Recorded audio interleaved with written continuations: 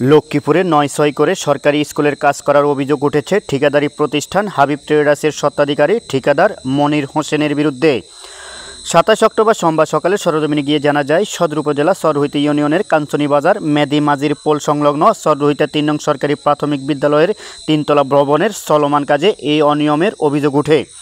অনিয়মগুলো হলো rod, cement, ইট, বালু, কণা, ভেন্টিলেটরের গ্রিল, জানালা, বৈদ্যুতিক তার, switch, socket holder, board, sanitary মালামাল, দেওয়ালে লোনার উপরে আস্তর সহ বিভিন্ন মালামালে নিম্নমানের নির্মাণ সামগ্রী ব্যবহার করে মোটা অঙ্কের টাকা লুটপাট করার স্নায়ু যুদ্ধ চলছে ঠিকাদারের মাঝে। ঠিকাদার সেলিম রাজা ও ঠিকাদার মনির হোসেন যৌথভাবে এই কাজ করছেন। ১,২৮,০৯,৯৬২ টাকার বাজেটে সদর উপজেলার LGED অফিসের নির্মাণে এই কাজ হচ্ছে।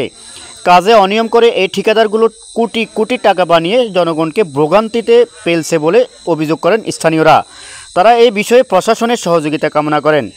এ বিষয়ে অভিযুক্ত ঠিকাদার মনির হোসেন বলেন, এস্টিমেট অনুযায়ী কাজ হচ্ছে, আর কাজের ক্ষেত্রে একটু ত্রুটি বিচ্যুতি হতে পারে।